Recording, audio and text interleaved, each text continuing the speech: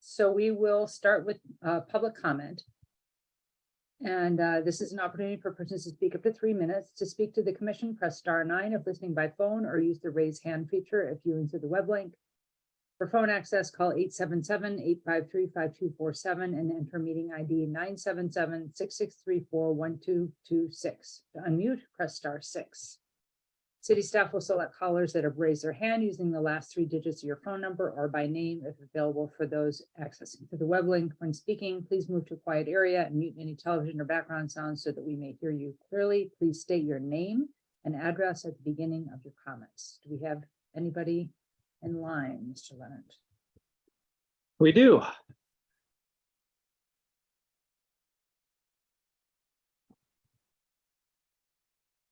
Ari Irfano. Hi, Good. how are you? Good. See the rest of my team on this. Am I not seeing it? Oh, we will promote you for your item shortly. First, this is Oh, public okay. comment. No, I'm with Oz Architecture. Yep. Yep. Hold tight.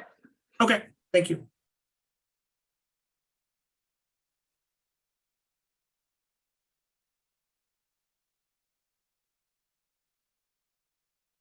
Mark The first Gerstein. caller, okay, go ahead, Brett. I was going to do it if you. Oh, take it away, Hank. Do you hear me? We can. Yes, we. Yes, you do. Okay. Yes, go ahead. Okay. Yeah, I am Mark Gerstein. I live at 1321 Forest Court, and I'm vehemently opposed to the application for a PUD project for the site on Church Street, now occupied by the buildings at 707 to 721. The proposed 19-story student apartment building is totally out of character with the surrounding R4C neighborhood. It disregards and disrespects the existing buildings between Willard and Hill Street, an attractive area of well-maintained residences, fraternity and sorority houses, ample greenery with large older trees, and a mix of long-term residents like me and student renters. The proposal for this project ignores the residential buildings on Forest Court, where I live, and takes no account of the play yards at the Towsley Children's House that abuts the site. It's right behind there. The proposal is in total violation of the zoning created by the city in the recent past, establishing D1 and D2 zones with step downs to preserve the integrity of the surrounding R4C zones. On Church Street, D1 zoning stops at Willard. This proposal is an attempt to use the PUD process to totally circumvent and bust open the current zoning. If this PUD project and the ones also being proposed on South Forest Avenue, like the one at 721 South Forest that's on your agenda in 2 weeks, are allowed to go forward, it will destroy the zoning regulations negotiated, voted on, and established by the City Council, and open the whole area up to opportunistic development. The city's definition of a PUD states that, quote, the zoning district shall not be allowed where it is sought to primarily avoid the imposition of standards and requirements of other zoning classifications or other city regulations rather than achieve the stated purposes of the PUD. This is exactly the only purpose of this request for a PUD for this project. That is to avoid and negate the current R4C zoning. There is no discernible public benefit in this PUD's proposal. The vague remarks in the proposal about, quote, public green spaces and or plazas and, quote, allowing public enjoyment of on-site amenities do not correspond to anything in the various site drawings and schematics provided. Any housing crisis in Ann Arbor will not be in any way addressed by this proposal, which is solely marketed for high rent student housing. I strongly urge you to reject this PUD proposal, and so on and so forth. Thank you very much.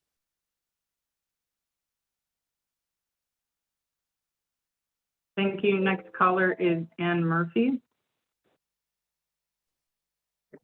Hi, thank you for having me. My name is Ann Murphy. I live at 413 Marcana Place, and I also strongly object to the 711 church proposal.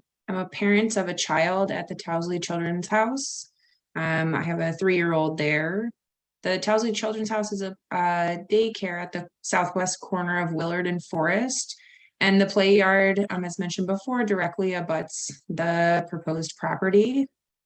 This daycare has 125 kids. They range from infant to 5 years old. They spend several hours per day in the morning and several hours per day each afternoon outside in the play yard. I have 3 concerns. One is that the blockage of sunlight will happen at this playground and the heat will be reflected on this. Essentially, it's going to impact the children's development. They're not going to be able to spend as much time out in the play yard once the site is constructed. Second, there's the construction itself.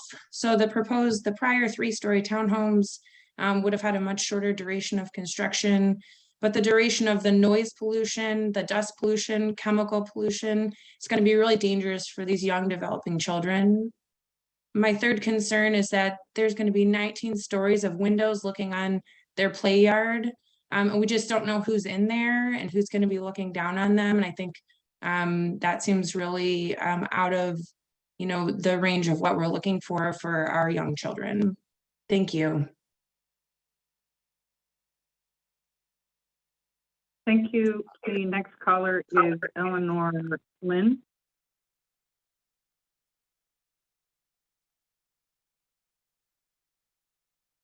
All right. My name is Eleanor Lynn. I live at 1321 Forest Court, less than a 5-minute walk from the Church Street properties that are in question.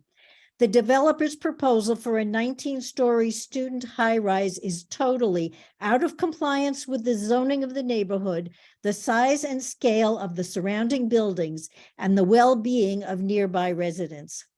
Back in 2009, when numerous proposals were sprouting up for high-rise buildings along South University, local residents and city officials were shocked at the lack of city guidelines for development. We worked long and hard to write the A2D2 regulations that spelled out D1 and D2 zoning districts along South University and adjacent parcels down to Willard Street. The idea was to permit greater density along South University in accord with the Calthorpe proposal, but to provide a meaningful step down to preserve the integrity of the surrounding R4C area. Without the city changing this agreement, the developers from all over the country are exploiting a loophole in our zoning, asking for special exception planned unit developments to override maximum height, density, and setback regulations.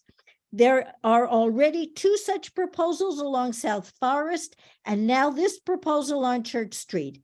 This trend is wrong. It is harmful to the integrity of the cityscape and is particularly vile to my neighbors and me who live peacefully on Forest Court. The pre-petition proposal also lies about the placement of nearby residential buildings and heritage trees. The aerial view photographs they submit do not show our houses because we are nestled under towering oak trees.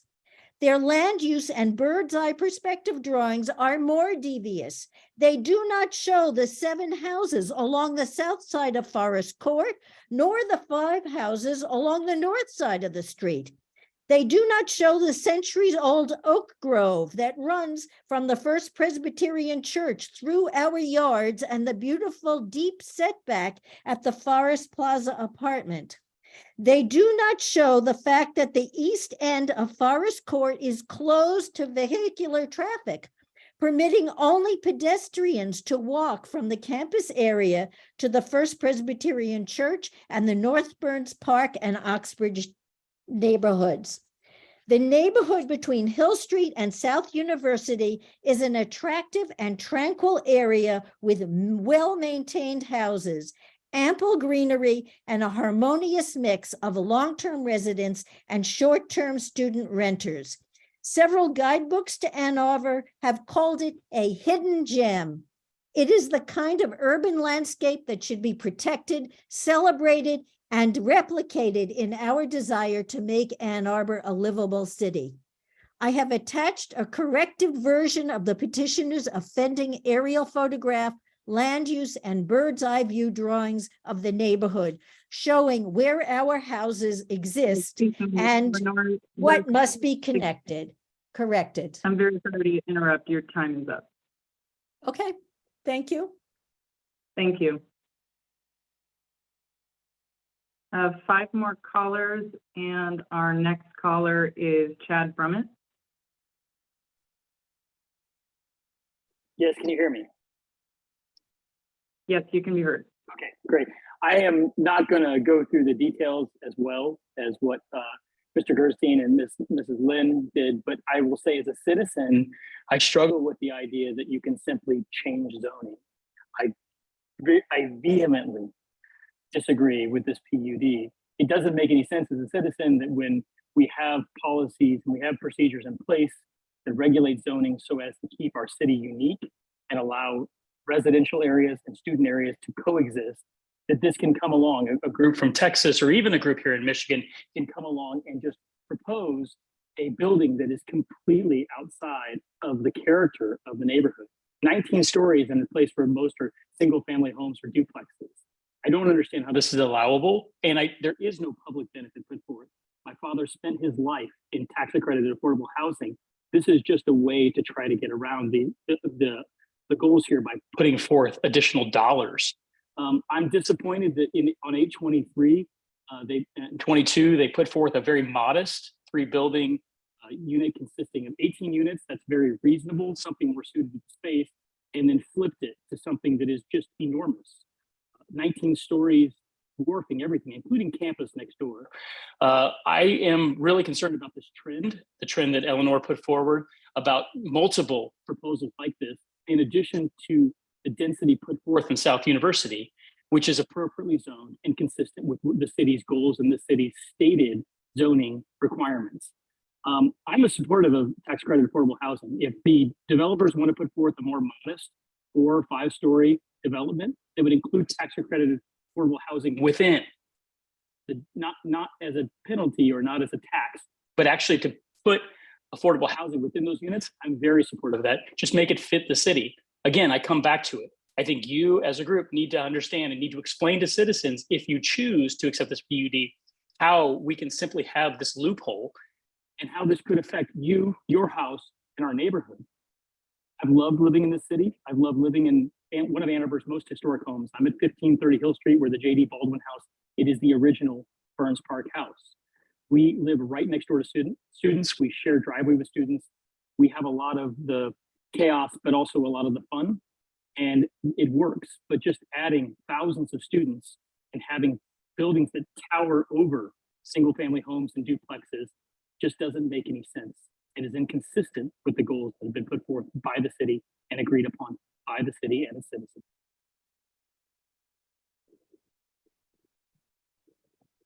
Thank you for your comments. The next caller is Lisa Yevens.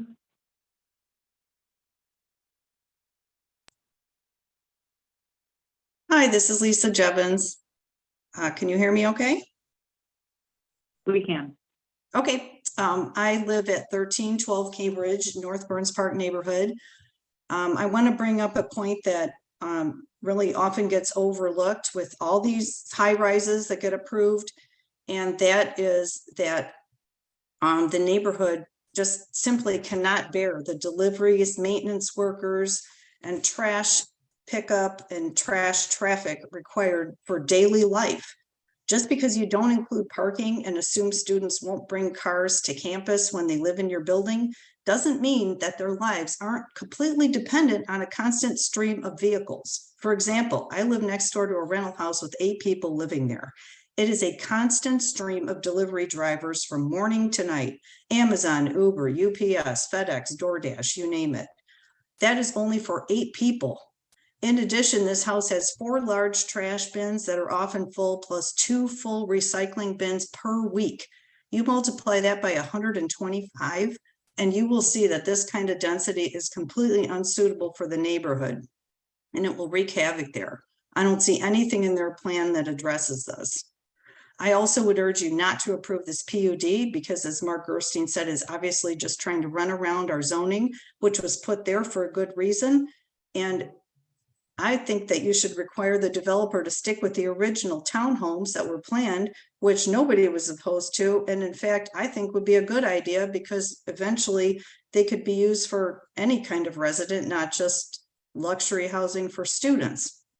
And the last thing I want to add in these type of hearings, I want to mention the fact that just because a developer is going to pay into Ann Arbor's Affordable Housing Fund one time when they build these egregious buildings, that does not justify a monstrous tower with 1,000 people in it that we will have to be living with for generations.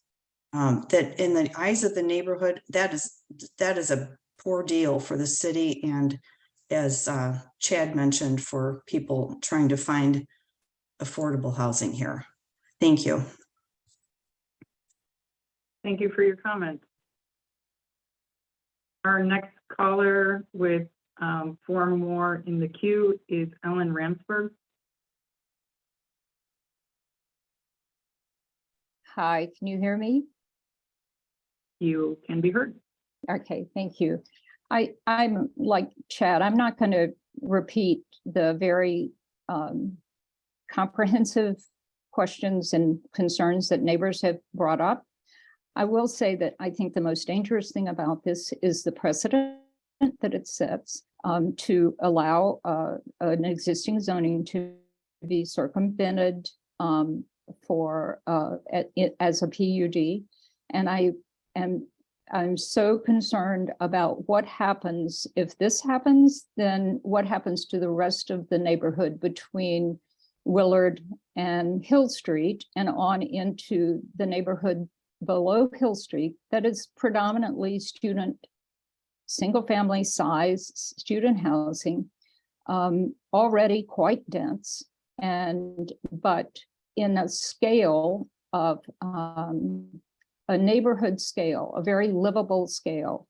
And I think just the most dangerous part about this is the precedent that it will set, and then that there's total disregard for the size and massing of the existing R4C buildings around it. I think that the Towsley Children's Daycare Center is a legitimate concern, and nowhere in the proposal does the developer address the amount of construction chaos that will be created by this development. I think you have very legitimate reasons to deny this. And I sent earlier today, I sent a document pulling out of the UDC, which as of February 26 is current and applies to this site.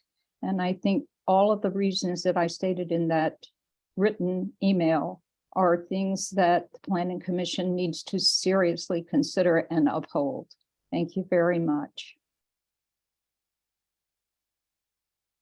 Thank you for your comments. Our next caller, one of 3 remaining, is Kelly Chesler-Root. You have permission to speak. Hi, can you hear me? We can. Hi, my name is Kelly Chesler-Root. I am a preschool teacher at Towsley Children's House. I am also a member of the community. I live at 1103 Miller Avenue, a different neighborhood. I am also a former parent of Towsley Children's House and a former teacher of some of you on the council. I am opposed to this. Oh, and I do not represent the university, although I work for the university. I am opposed to the potential 19-story building for many of the reasons that have already been spoken. I agree with most of you when I say that the renderings do not show that there is a children's center and school next door. This building will allow us to be in the shadow of 19 stories of students. I know the articles say that it's possible for families to live there, but I don't agree that that would happen. How are we going to ensure that children stay safe on the playground, which is directly on the other side of the fence where the building is being constructed next to? How are we ensuring that children don't breathe in pollution? Children have already had to abandon the playground twice just for the demolition of old buildings, and there's only one building that has been taken down so far. A small net in between a fence and a space is not going to ensure children's safety. The children in the school next door do gardening. We are a nature program. We serve 120 families currently, but we do have the potential to serve 256 University of Michigan and community members. What impact will this have on noise for sleeping children? What impact will this have on children playing in day-to-day nature outside? Will this construction have a plan for safety in the intersection? Our children get out into the community and use the spaces around our building every single day. In the renderings, I do not see any plans for Uber, Lyft. Just like the other buildings that we've allowed to come down, they have 0 hotel lanes, which is what I call them, for people to drive up and deliver things. That is not in the renderings that I have seen online. So I don't see how it's going to support, like Lisa said, delivery services, garbage take up. It looks like the first 3 floors of the building are parking. And what does that exhaust and pollution put on the children next door? Also, with 1% of parking spaces being provided for these students, what impact are we going to have on the forest parking structure that is next door, where most of the people that work around there use? Students bring their cars from East Coast when they come. They do not ride bikes. That's just from experience of working next door for 13 years. Thank you for your time. Save the children. Thank you. Thank you for your comments. Our next commenter is Rose Broke, and one more in the queue. Hi, can you hear me okay? Yes, we can. Okay, great. I wanted to come to, I live at 718 Thomas Court. I wanted to come to this call because I had a feeling that most of the people who would attend would be in opposition to this building, and I have appeared to be correct in that. And I'm a student at University of Michigan, and for the last 4 years, I've paid through the nose in rent because there's not enough housing on campus for students. I believe the only way to solve this problem of the incredibly competitive rent market with skyrocketing rent prices is to increase supply. And I think this building would provide a lot of opportunities for housing for students, not only luxury housing and expensive housing, but regardless, with more units, I believe that the overall cost of student housing in Ann Arbor for University of Michigan students will go down. Other callers have mentioned a lack of support for trash pickup and deliveries, and I want to point out that the site is right across from East Quad, which is a large student dorm, and across the corner from a different large apartment building. I think it's Arbor Blue. And these buildings both have hundreds of students living in them, and they have perfectly fine trash pickup and deliveries. And I know a lot of people who live in East Quad and we're perfectly happy with the traffic and trash pickup in that area. And I just wanted to say that as a University of Michigan student and a resident of Ann Arbor for over 20 years, I really hope that this building is built, and I think it'll bring a great benefit to the community, not only University of Michigan students, but renters in Ann Arbor as a whole. Thank you for your time. Thank you for your comments. We have 2 remaining hands raised. The next in the queue is Bob Caldwell. Bob Caldwell, you have permission to speak. Hello, I'm calling. We have a son at Townsley Child House. Like others have stated, we've already been dealing with the demolition of these buildings for several months. And just to comment, the developer hasn't been receptive or communicative about the plans. The city, when sending emails, has not communicated back about how they were going to remediate any construction impacts or demolition impacts. The university has provided air testing and kept us up to date, but unfortunately, this is the only venue we've had to communicate with the city on this. And like others have stated, there's very real concern with air pollution, not only during the construction, also with the amount of vehicle traffic and vehicle parking right next to the children's center. And like everything else in the city, supply is constrained. Our son will go to kindergarten next year, so he will live with the impacts of this construction throughout the rest of his time at this facility, and there's no other option. We already waited multiple years to get into this facility. At this point, we're left to deal with this. So I would encourage you to not approve this, or have a better thought out how the impacts to the surrounding area will be handled. Thanks. Thank you for your comments. Our next and last speaker is Luis Vasquez. You have permission to speak. Hi, greetings. Yes, thank you. Greetings, Ann Arbor Planning Commission. Luis Vasquez, resident of Upper Lower Town in the First Ward. I wanted to speak in favor of allowing this proposal to go forward. Ann Arbor is in a severe housing crisis, as was mentioned by the University of Michigan student who spoke earlier. And we need more buildings like this around the city. I would actually think that this building in particular could be taller. And if the developer is proposing to add affordable housing units to this proposal, all the better. And also just to, close by saying that we really need to get to the task of zoning and comprehensive land use reform. We can't wait much longer for zoning reform in the city of Ann Arbor. But thank you for hearing me out, and good luck. Thank you for your comments. That is all of our hands raised for this evening. Okay, so let's move on then to item number 3, which is to discuss this project, 711 Church Street.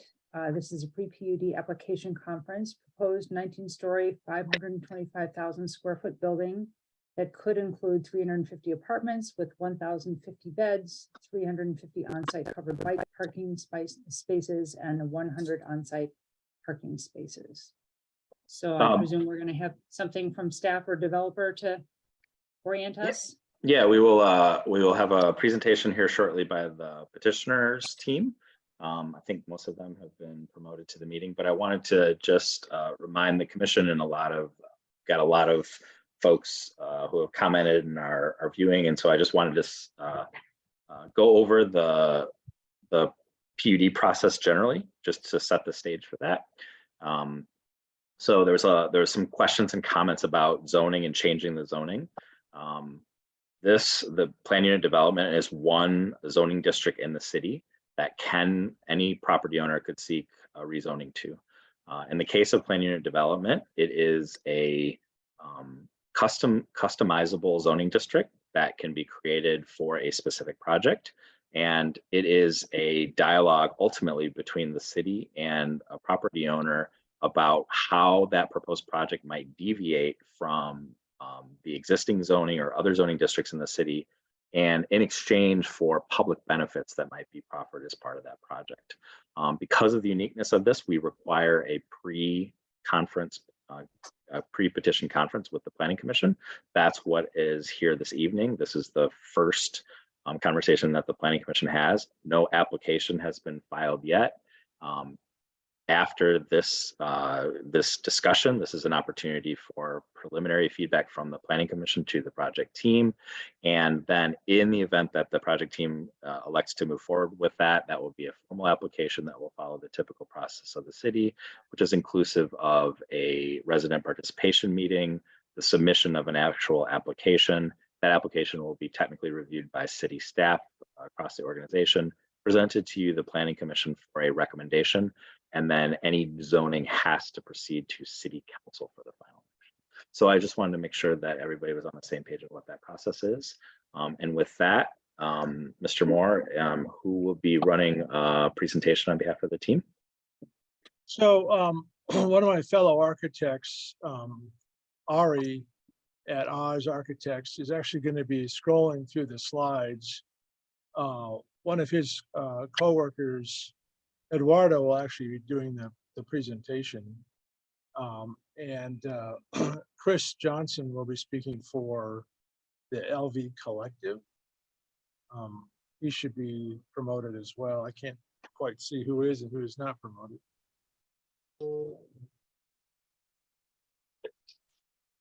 I have been, Brad. Good afternoon or good evening, commissioners. So how about Chris? Is Chris promoted? I don't see him yet.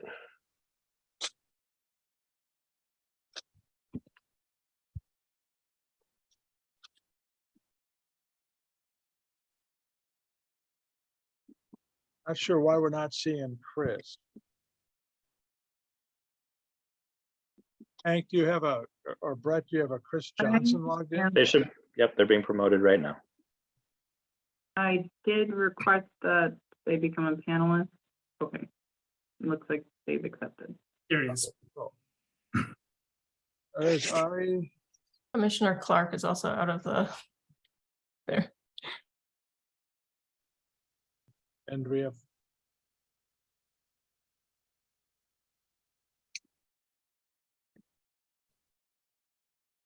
so do we have Chris now or? Yes, Chris is a panelist. Cool. All right, well, thank you very much. This evening, I have another proposal to help ease the housing shortage, as a couple of the public speakers acknowledged, in an area convenient for the intended target market. I have with me other team members tonight. Chris Johnson is currently with LV Collective, the developer here. Some of you may remember Chris from another project that I worked with him on, the 616 East Washington project. So Chris is not new to town. He's very familiar with Ann Arbor, and he can certainly speak to a lot of the issues that were brought up in terms of working with neighbors, including the Child Development Center, over the course of the project. The LV Collective is a purchaser of the site. They are not the proposed previous development, nor have they been involved with any of the on-site activities currently. And then I also have the design architects with me from Oz Architects. So I'll let Chris speak a little bit first, and then he'll turn it over to Oz to run through the basic elements of the proposal. Chris? Thank you very much, Brad. I appreciate it.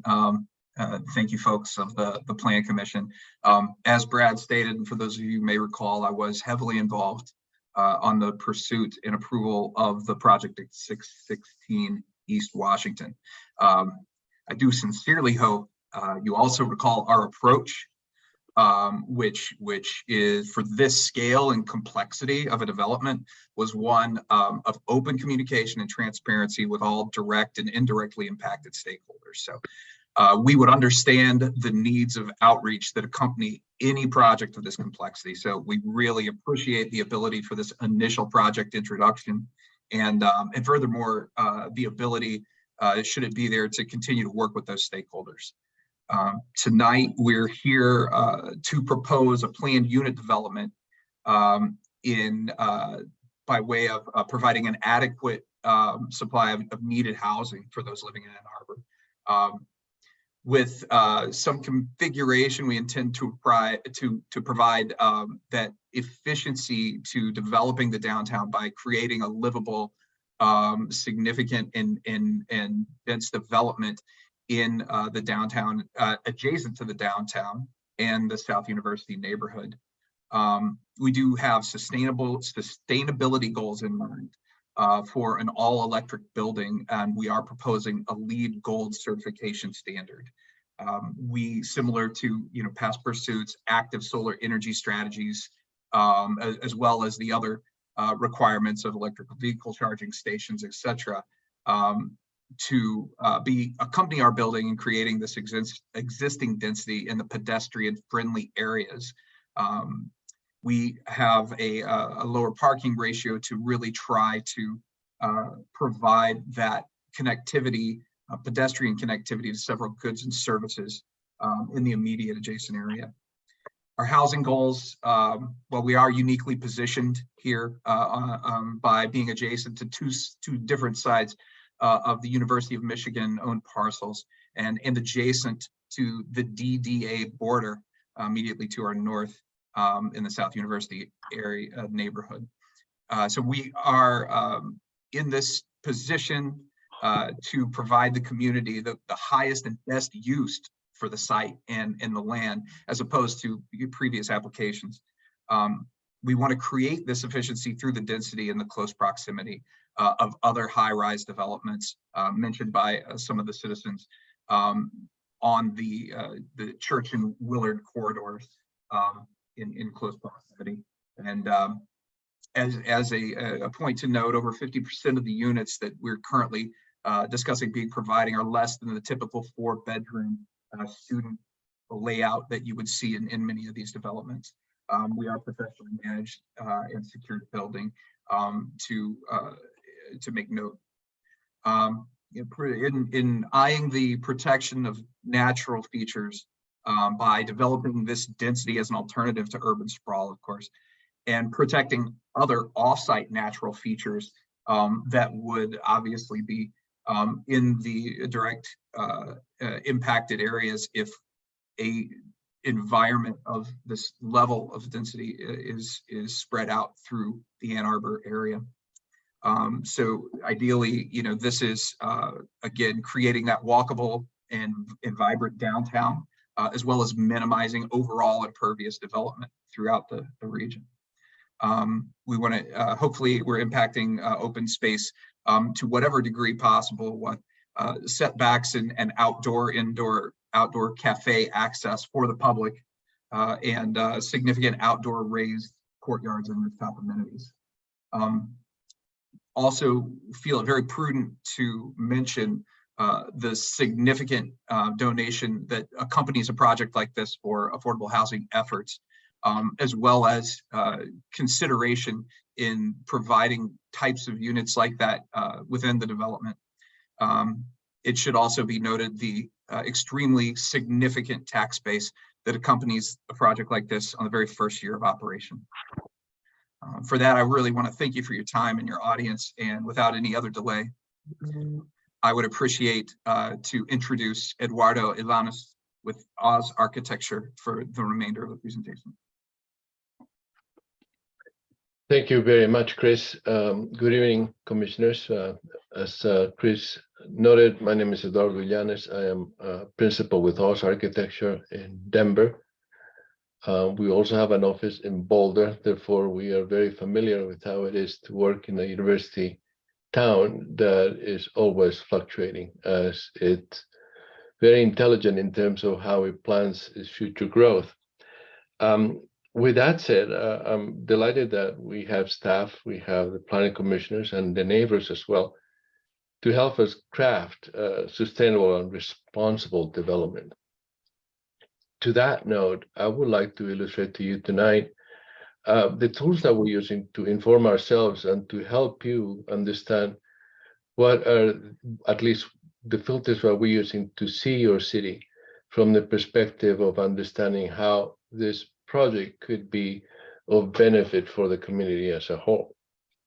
I want to make sure that you understand that we took notes of the comments we heard tonight, and we will address them as well. New to me today, so probably it's going to take a little time before we do that. But before we do that, let me say that as we look at a project from maybe 30,000 feet, we're looking at first, clearly, the client's program and goals for the project. But very quickly, we need to understand the city context, the neighborhood, and all the master plans and comprehensive plans that you have overlaid on a site, such that we understand what or what cannot happen here. clearly it's a process that takes a give and take, and is very informative to all of us to correct our thoughts and move forward. But Ari, would you do me a favor and go to the next slide? With that said, we've been looking at this site from the perspective of where we are on the city, the southern district of the university, in the context of what's happened with the D1 zoning and how that has changed the edge of the campus as it relates also to corridors that are commercial, they're linked, they're multimodal. So there's a lot of accessibility that allows us to connect. That was also evaluated in the context of what we've been hearing since Brad started alluding the fact of this housing crisis that we have just about everywhere. And it's a problem that we need to resolve. And I applaud you for thinking that sprawl is not a solution for this, but more so a densification of our urban cores. Clearly is a best avenue that will allow us to be sustainable in the long run. The next image was now looking at more specifically about where we are on the site. And we put a building on the site, not as a final layout, but we're trying to understand what and how we could best utilize the site, realizing that there's a lot of other forces and advice that we're going to get from a lot of other people to make sure that this is the best solution.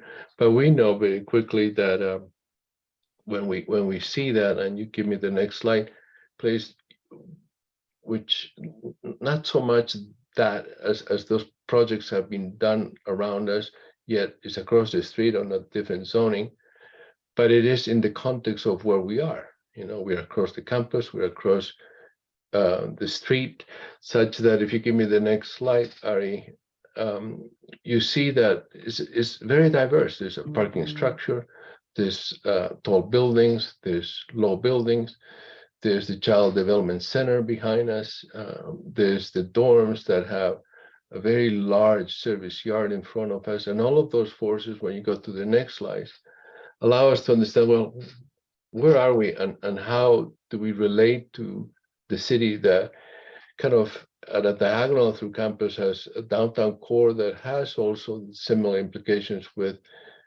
buildings of different heights from low to very high, densifying the downtown, and where we are right now in an area that I anticipate is changing. We wanted to make sure that we illustrate to you all the things that we are seeing from our filters, okay, such that your advice help us craft what's good here. The next slide was for us to understand again from 30,000 feet, what is critical here, the pedestrian connectivity and the importance of making sure that once you come here, you're on campus, you're close to University and Hill Street that have multimodal, and yet you're right on campus, such that the movement of people as is going through either class or just a walk around the building behind us is well understood from the perspective of which are the corners that create that major pedestrian activity. Next slide, please. But at the same time, we also need to understand, well, what happens to all these vehicles that are moving through, mostly on University and Hill Street, through Church, going up and down, and how we connect to our parking structure that is, yes, indeed, is 3 levels, but is hidden from all sides, such that once you penetrate the building through that dot that you see in the right image, you disappear. But that image, if we go to the next slide, is also where we are going to get all deliveries and trash pickup, such that all the vehicles that are coming to this building are connected to the service yard that you see on the right side image, across the street to the service yard of the East Quad dorms. Next slide, please. This is just for reference, not critical just yet, but we wanted to understand, how the building relates in the context of looking out. Show me the next slide, please. So this is a very interesting analysis for us is, okay, let's understand what the code allows us to do, the building code, not your zoning code, in terms of the height and the type of construction that we could have. And as such, we are on a type 1A that allows many different construction types on 19 stories and up. So the key here is for us to illustrate this to you, as we know that different construction types allow different construction systems that need to be tested with the market of the construction industry locally to your town. But the way we're organizing the building is such that facing Church Street, we have an amenity space that is very porous and transparent to the street. And it really has two high levels in such a way that the building then steps back, and the parking, as I said, is below the building, and behind the building as a podium for the tower on top, which is the residential units. The next slide, please. This only articulates an envelope in such a way that we are evaluating how we're going to carve a setback on the side properties and the back property to the Child Development Center. This is just a reference point. When you look at the next slide, and we start looking at what the floor plan of the building does, as I said, we have not a formal application, but just kind of enough diagrams that will allow you to think about what we are considering here, will allow you best to illustrate your opinions in terms that we create a better project. But the idea was that along Church Street, the building indeed gets carved out in such a way that we create an urban space, a green space along the street that is facing an amenity space that's it's very transparent, it's very active, it's very porous to the street. And then as you go to the south, you see that there's the service yard with trash pickup services and so forth, and also all of that happens inside of the building, correct? And also the access to the parking garage. When you go to the next plans, this is the level over that amenity deck that was 2 stories in height. It's almost like a plinth on which you're seeing those 4 green spaces on top. These are green terraces that are not only facing the street, but also they are creating a green space up above the building, over the garage, facing the development center just across the property line.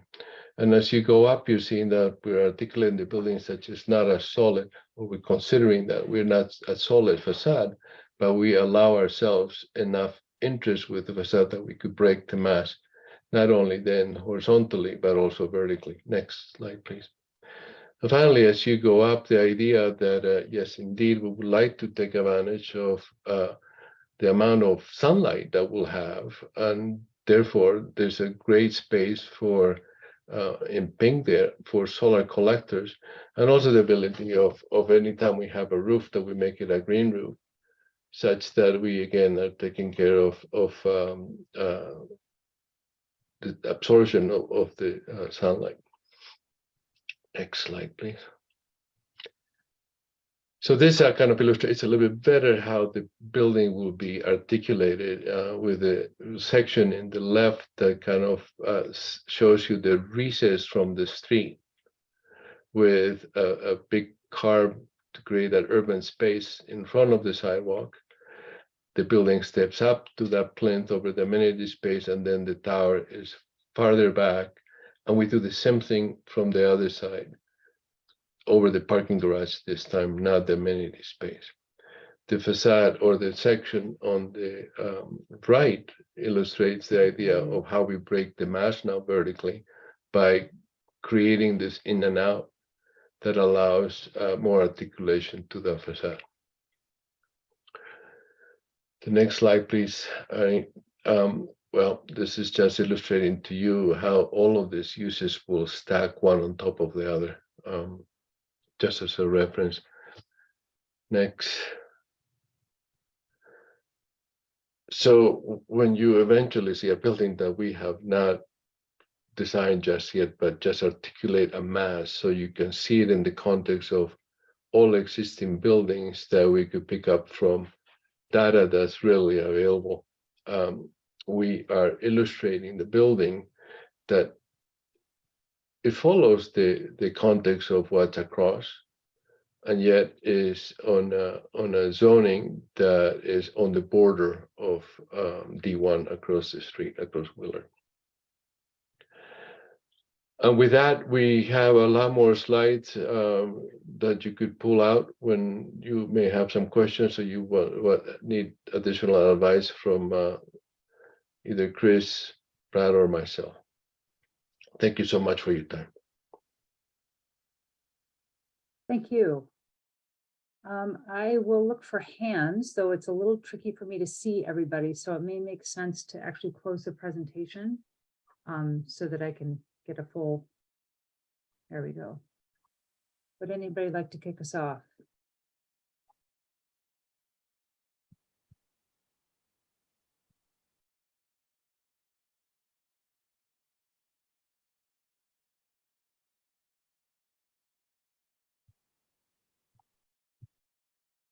Go ahead, Commissioner Dish. I'll just ask some questions based on the calls that we, or rather the public comment that we received, if that's okay. And also, yeah, okay, no, I will do that. Okay, so I didn't understand the reference to townhomes originally being planned. Did I miss something, or did others understand that? And the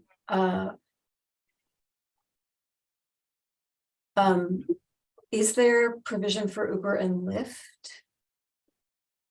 in the design so far? Yeah, so I could answer a couple of those real quick. That'd be great. Like a little more context maybe for this would be super helpful. Yeah, so the seller of the property, who has been slowly demolishing the existing structures that are there now, had previously thought to build a townhouse project. But I'm told that based on the costs he was seeing, it just didn't make financial sense. So that proposal, which was submitted for staff review, has been withdrawn and is no longer an active proposal. And then as to the details of the potential drop-off zones, we're looking both at places on site for some deliveries to occur, but also perhaps a curbside drop-off. There is currently some curbside parking there, which we would have to buy out. We have to take a look at the trip generation and how many spaces that would eventually evolve, but there'll be those two options that we can fold into more detailed plans if we move forward. So there'll be two places, curbside and also on-site.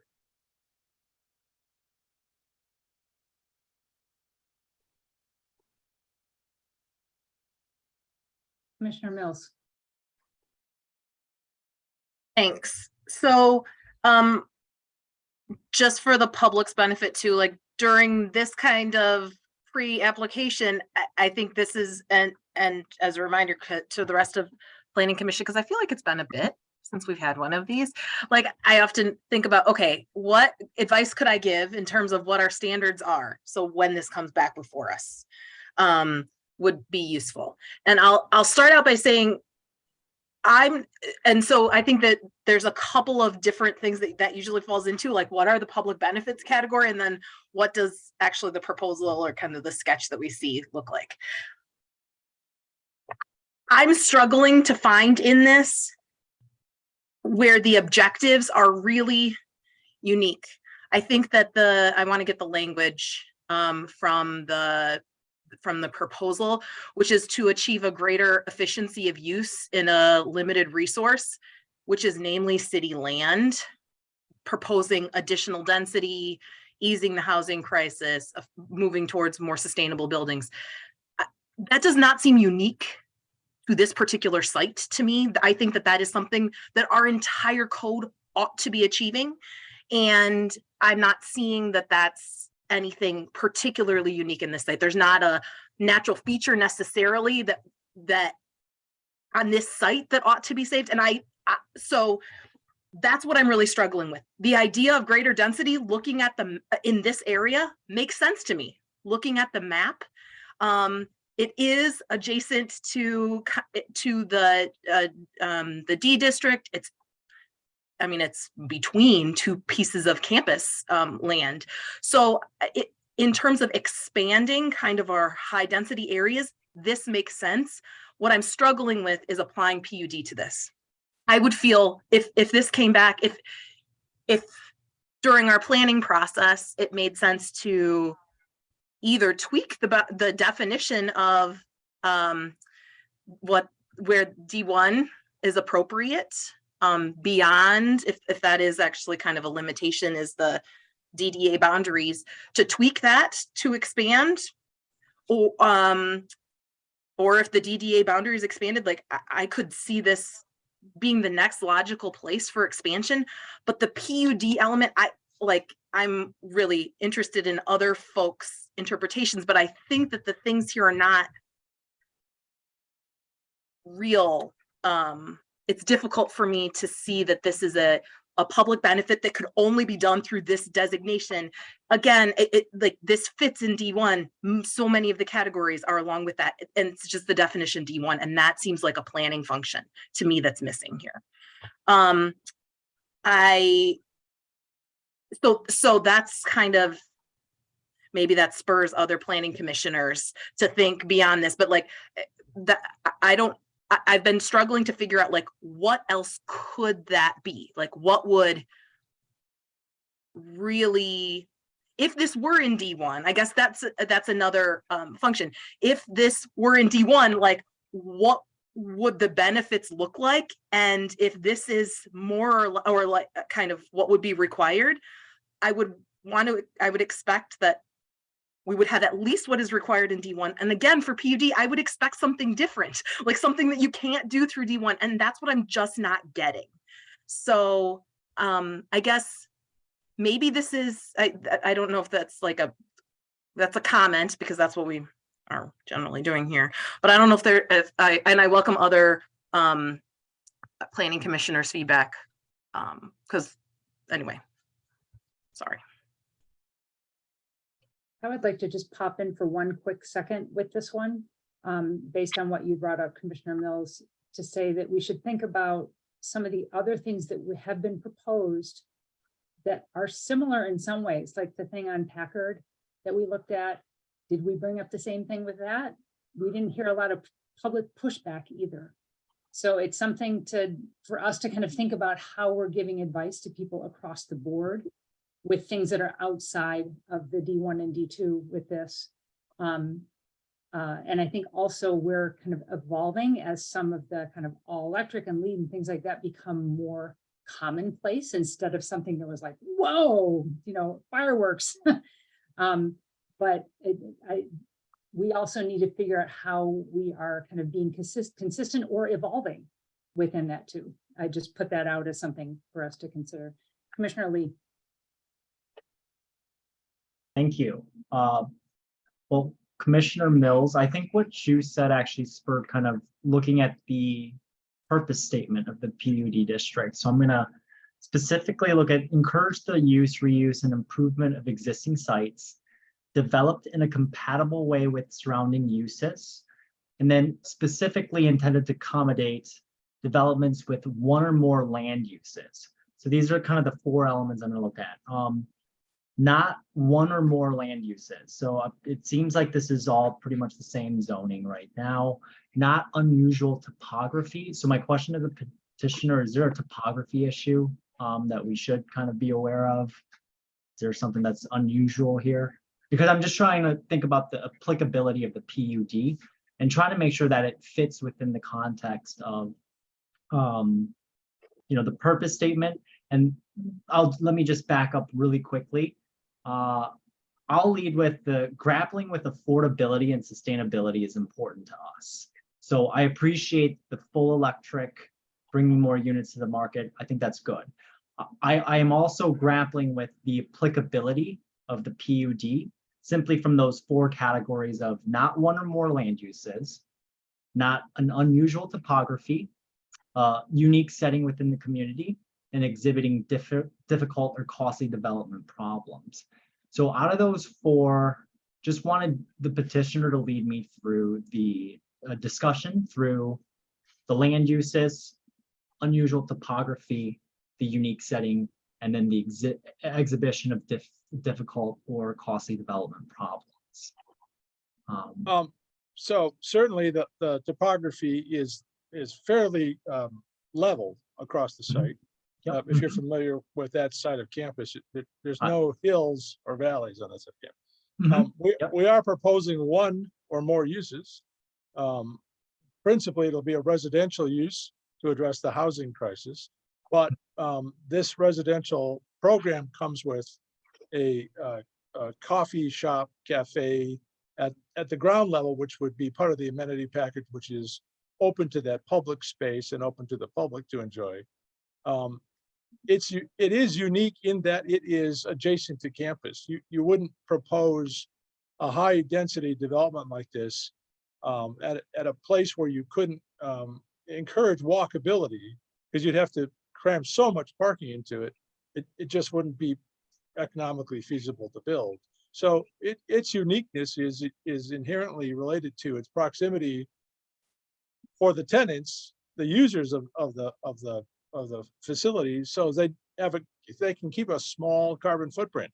They don't have to drive in from long distances. It won't be necessary to have cars on site. They can use the public transportation options. They can use bicycles. They can walk to the places that they're gonna be going. So I think in those aspects, those are all meeting that criteria. And then was there one that I didn't touch on?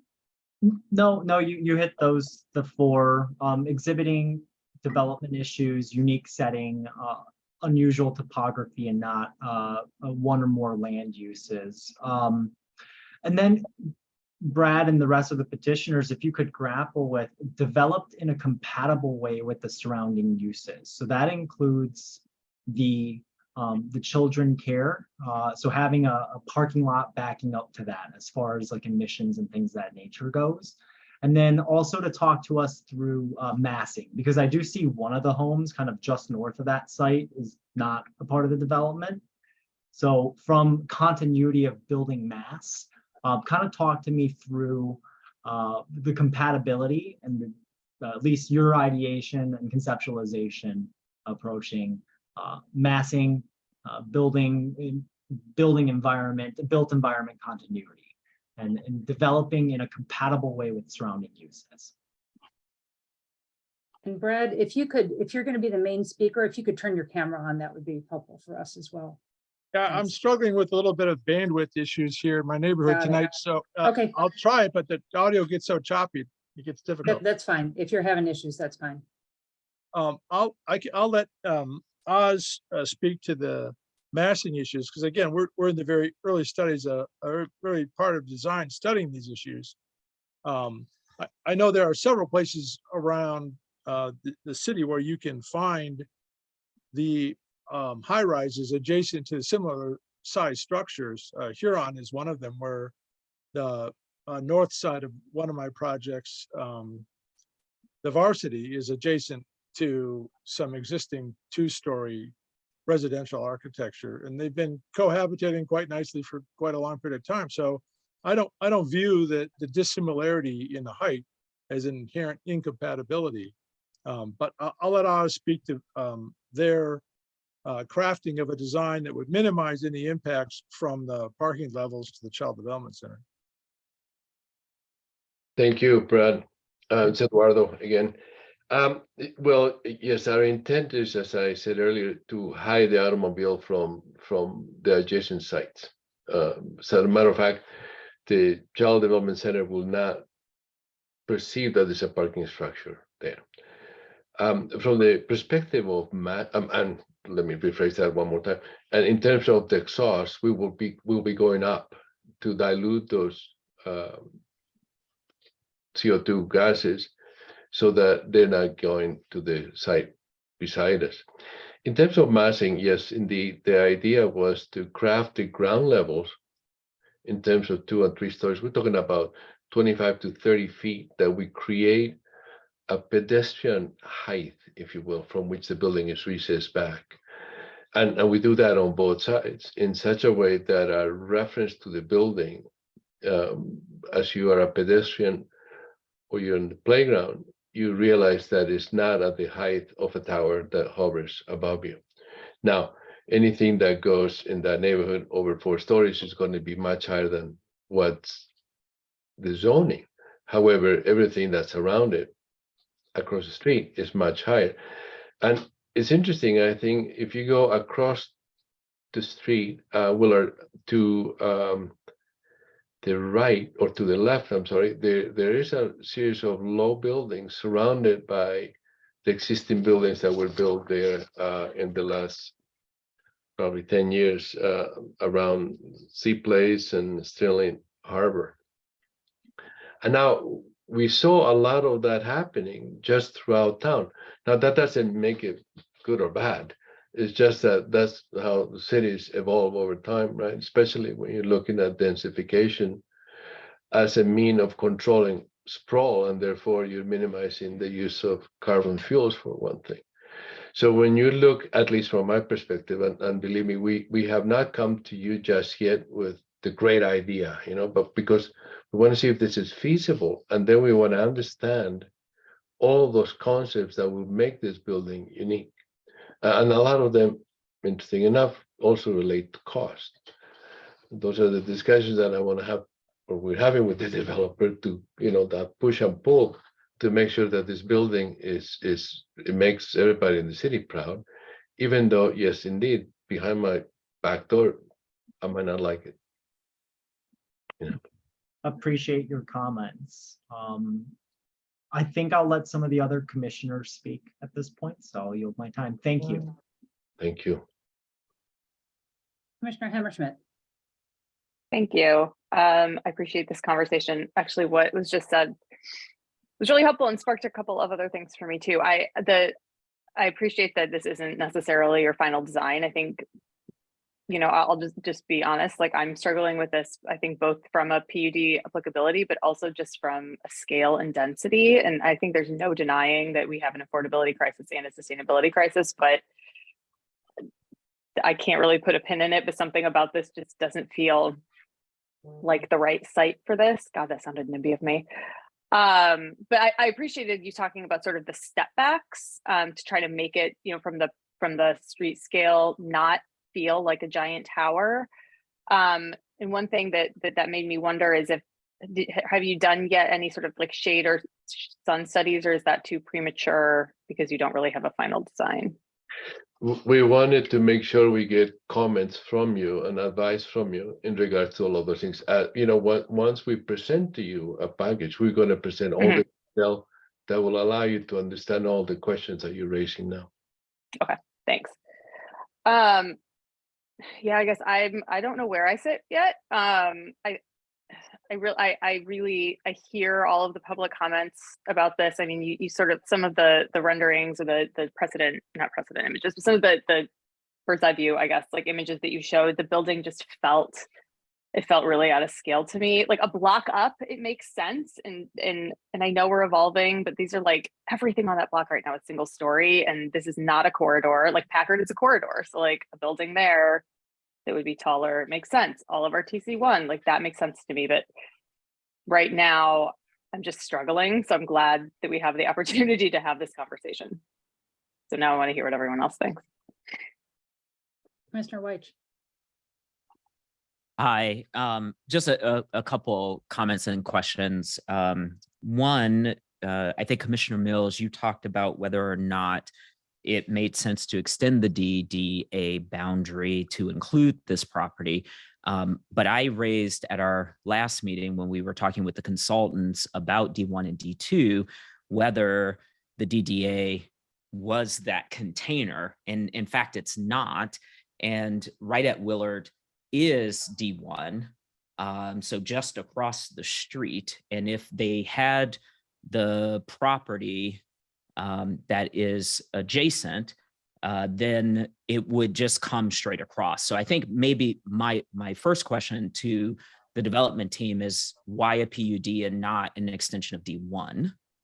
And I have another question after that. So if someone is interested in answering that or speaking to that. Brad, probably you should address that. Yeah, so the guidance that I've always been provided with is that the D1 district was not to exceed the DDA boundaries.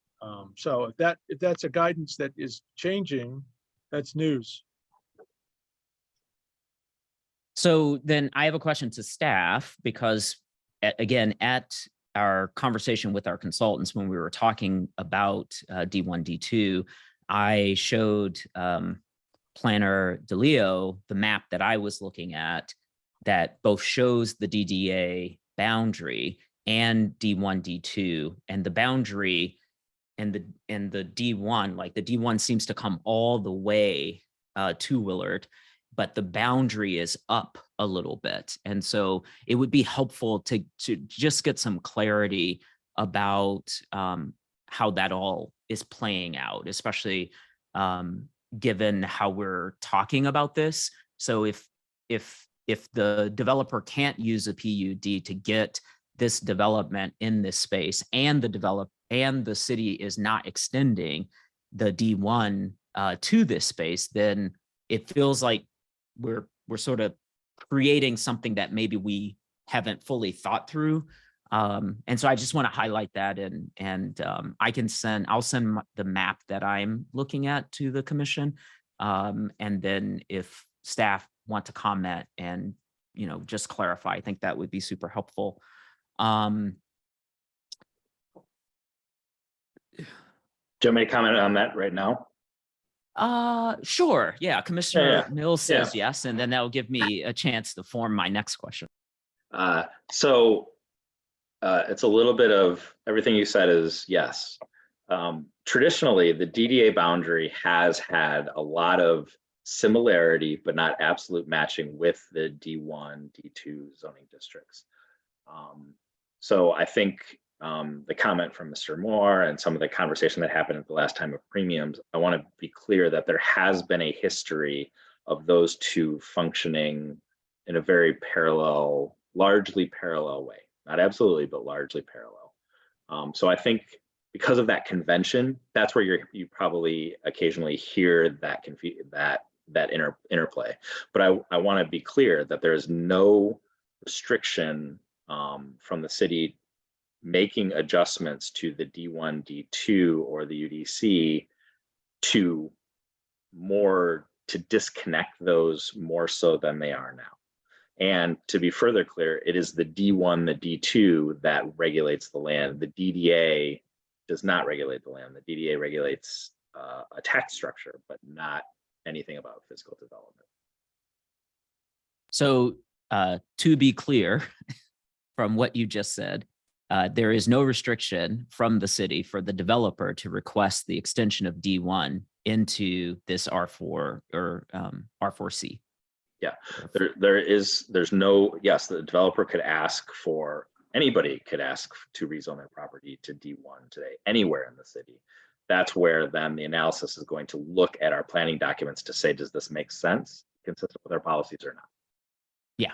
So I think the thing I am struggling with, which I think is a very different thing that I've heard so far, is that I walked the site. So once I saw this was coming, I walked the site, I looked at what was there. I looked at all the articles. I looked at what was there before. It's largely student housing. It's largely rental properties. I think Oxford has rental properties that are right adjacent to it. And other than the Townsend Children's Center, which is behind it, you've got a parking structure on one side. You have a 10-story student housing that's kitty corner, and then you have a university housing development that's right across the street. So I'm really struggling with this concept that we are preserving a neighborhood and that this development would drastically change the neighborhood. That am I missing something? Is somebody like perceiving something that I am unable to see, that I need to see and understand? Which I think is a real question, either to the commission staff or the developer. Well, we certainly believe that neighborhood is a larger context than one city block. So we agree. Absolutely. Yeah. Okay. So Right. I'll let staff speak to how they perceive things or other planning commissioners, but we agree that neighborhood is a much broader context than one block.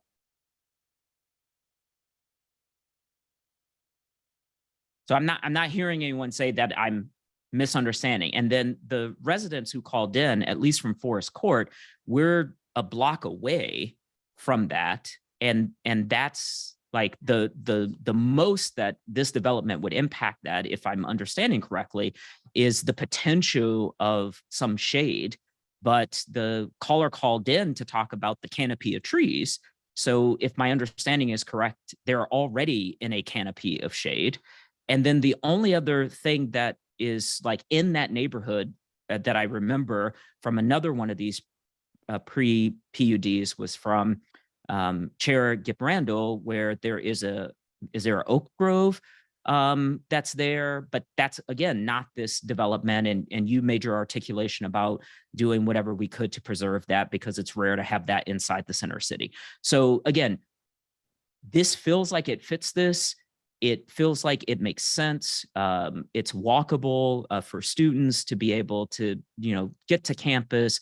It improves housing. I know that in the past, we've had callers who have talked about the need for developments like this to bring up the quality of housing because housing is so scarce. We have like a 1% to 2% vacancy rate in our city, which then forces students into subpar housing.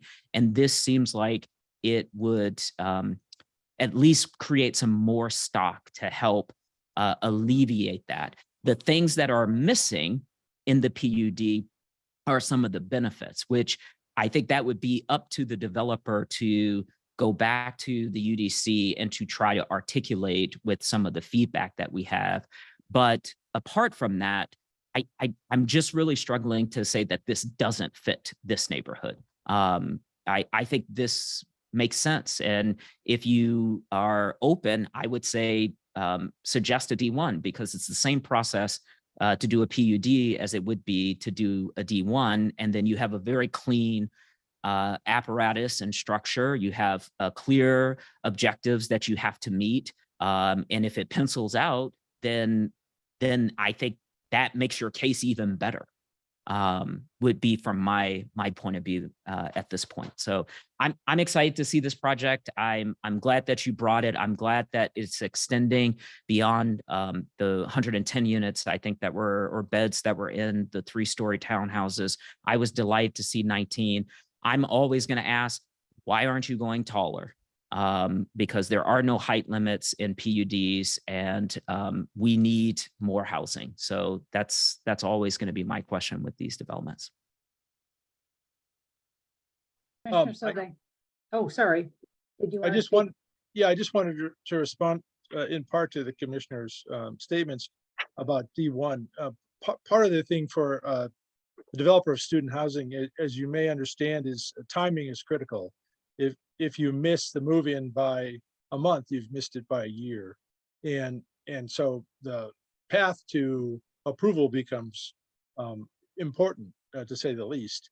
And one of the things that is difficult is when a zoning designation like D1 is in the process of being amended or potentially amended, because you never know what you're designing to. And currently the city is evaluating premium calculation. So if we were to request D1 and start down that road, we could hit a dead end because those premium calculations all change. It's an unknown quantity, and that really throws a wrench in the works in terms of moving forward on the timetable necessary to provide the housing when it's absolutely necessary in the course of the student moving cycle. Just FYI. Good point. Go ahead, Commissioner Sauvé.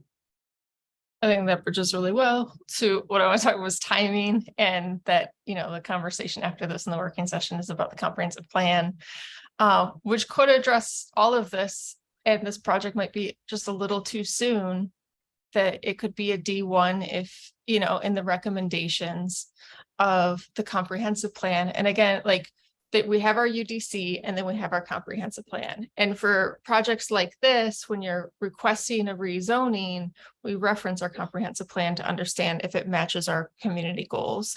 And having that update might give us a clearer line into adopting, D1 here. It might make sense through a whole lot more community engagement to do this. The thing I'm struggling with, perfect timing with my dog. The thing I'm struggling with is, like, I look at D1, right? And is it R zoning to the south of this property? R4. R4, okay, because R zoning requires a 30-foot setback for D1. It's currently 10 feet in the massing, and 150-foot height limit, which would give you about 7 feet floor to floor at 19 stories. So D1 would be smaller or more squatty in density. If you wanted to achieve the same FAR, you're not going to get that same setback, right? So if you wanted this form to give more breathing room to the adjacent spaces relative to the podium to the tower, a PUD might make sense, right? That we're leaning this thing up to avoid the denser shadows of a wider building, right? But that's not kind of what we're seeing kind of proposed yet. And that's what I would want to see, is the reason that the area height and placement is deviating from D1 to be a PUD to create, more, benefit to the area around it when we're talking about sun, building shade, all of those sorts of things. An alternative or another way, I review this with, like, let's say it's, 6 extra stories on top, because you're trying to get to a higher density and we're talking about a PUD and the housing crisis, maybe those 6 extra stories. I know this is very hard. We're talking about D1 premiums, affordable housing on site. And so trying to run the pro forma metrics of a lot of different kind of assemblies of units and occupancies that might not be just students, to help address the kind of substantial difference in the zoning that you're requesting by supporting multiple housing types instead of kind of one resident type. So I'm just kind of playing out all the variables that might lean into a PUD or lean into a D1. Right now, it's really muddy, and that's the kind of clarification I'd look for. And I'd really look forward to, I think Brad will be there because he's local, but whenever there's hybrid meetings, as you guys continue this project, joining some of these comprehensive discussions to hear community-wide what the community goals are and how you can apply it to a site, because I think you are looking at different scales. So I think those are just my comments at this time about this oscillation between PUD and D1, is that it could fit into either bucket, but because it's muddy, I think that's the really hard thing at this point, to tell you which direction until you give us reason of going one to the other. Because D1 might make sense by the end of summer once you see how community discussions are going. But I understand you want to just keep this process going forward. But the risk is you're going to go forward with looser arguments about it being PUD.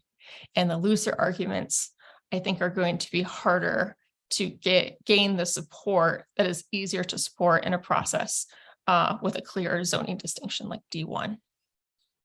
So I feel like I made it even more muddy, but it's oscillating between those two. And I guess that's how I'm trying to frame some logic around it and give you the variables to consider. That's it. Thanks. Mary Abrams. Hi, thanks. I think I have similar thoughts, maybe just I'll say them in my own way and maybe they'll hit a little bit differently or not. But I think I agree with everything that Commissioner Weiss was saying about this actually being an appropriate place for a dense project. We need housing. I think it's not true that providing more student housing does not have an impact on our housing situation more broadly in our community. It does. We need all kinds of housing. We just need more of it. However, I also agree with the discomfort being expressed around the application for the PUD and a little bit of the process. So like what Commissioner Weich's comments make me feel is that this area is not properly zoned. But there was a robust community conversation about why this area is R4C and what the role of that zoning is meant to do. And I feel uncomfortable just in some ways kind of plowing over that because I wish it was zoned differently in this instance. And so the reason then why the D1, the application to rezone D1 would make more sense perhaps is because we have already agreed as a community about what the restrictions are for D1. And then the conversation is just, is this an appropriate site for D1? And as Brett was saying, anyone could apply for that. And, you know, if you did it in my residential neighborhood, I would get turned down, but maybe in this instance, it would make sense. The PUD is meant to really be, you know, a release valve for a site that has really unique pressure. And I think it's difficult to make that argument here for this site at this time based on what you all have presented. So I just would advise you to, as many others have, to think more carefully about why the PUD and what the public benefit is. And I'm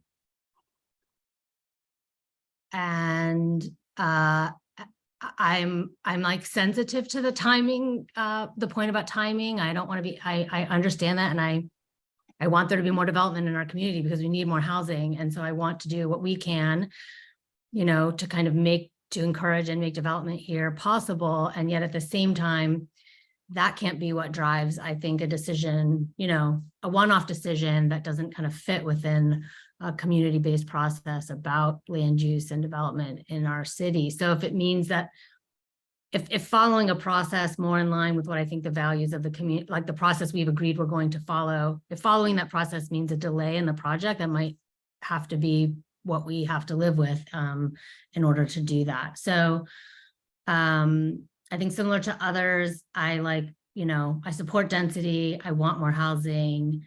I want developments to be all electric and et cetera, et cetera.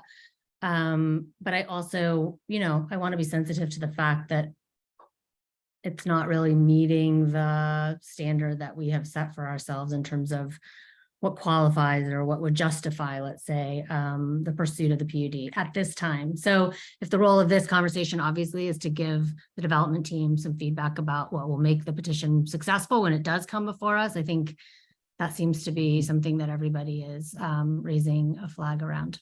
Thanks.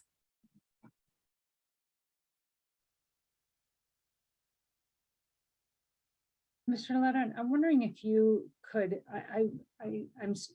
I'm struggling with this idea of whether we have been sort of treating different projects differently around some of this stuff. And I'm wondering, because I know that one of the things that we won't get if this is D1, or that we won't be kind of guaranteed to get, is an all-electric building or LEED or affordable housing. We can't ask for that once it gets into D1.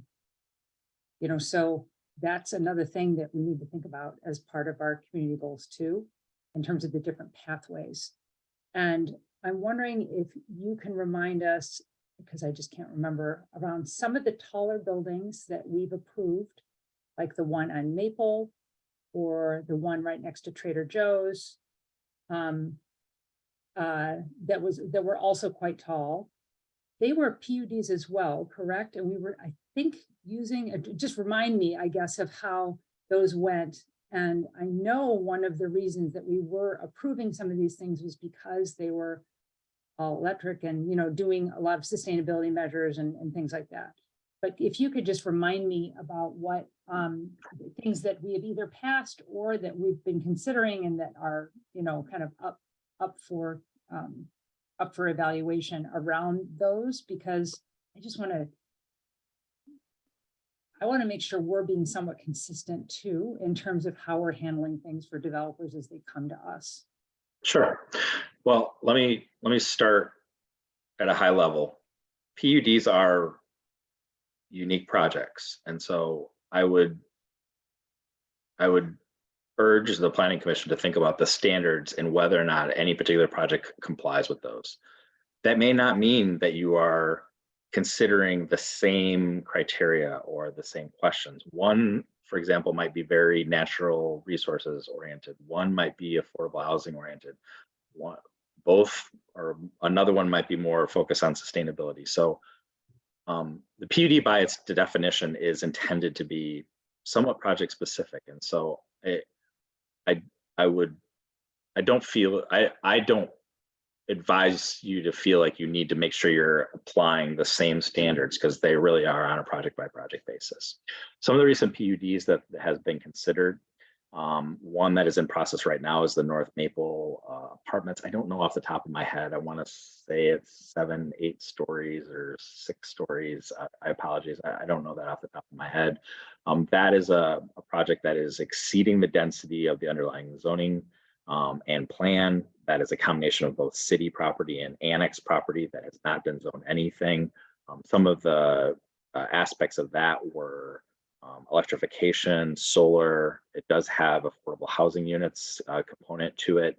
It has a cap of maximum parking spaces and some other project amenities, pedestrian connections and the like. 530 North Division was a recent plan unit development that was a net zero building, small in scale. It's 4 units. It was an existing 4 units, but it was non-conforming slightly by the lot size requirements. In that case, the public, some of the balance was really focused on sustainability, potentially the first net zero building in the city or in an even broader area. 340 Depot was plan unit development. That wasn't a lot of variability from its base zoning district. There was an easement, I believe, on that site that was constricting their ability to meet the base zoning districts. So that's an example where the sort of level of uniqueness was present, but modest. It wasn't desirous from the project team to greatly deviate. So that was sort of small scale on both sides of that. The stadium project was not plan unit development. That was just a typical zoning project. Other projects that have happened in recent that are plan unit development are 350 South 5th, the former Y lot. That's the city initiated project that has not been site planned yet, but that was plan unit development. That included a higher commitment of affordability than the D1 that would typically require. It also mandated some expansion of the Blake Transit Center. So there were other aspects of that that would not automatically be required by D1. So are those some of the kind of project examples helpful? Yeah, that's really helpful, actually, just to get the tour. So thank you for just immediately recalling that without, I didn't give you any warning on that one. Well, I didn't know the number of stories of North Maple Apartments. No, what, just you did pretty well. No, I think that I find helpful. One thing for me is that it feels a little strange to me that it's the tallest building in this area. Instead, like, it feels scale wise, like if you're going to go for tall, that the tall should really be on like right in the middle of the D1, and that it should be stepping down somewhat. Like I think 19 feels a little tall to me for it being a transition place. And I don't mean it has to be 4, but I feel like 19 is like, why push it if it's at the edge and it's kind of at the front of it. Feels like it should be more of a transition to me. I do agree with other commissioners that it makes sense in this area. It just does to me, that just in terms of what's around it. And I think that little, sweet area of Forest Court, that is like a neat little sort of, single family tucked in spot amongst other things that feels like it's probably going to evolve around that. And it does look lovely, and it's like this little oak area, but I do feel like it's not, we're not anywhere close to what, we're not going to be affecting any of those trees.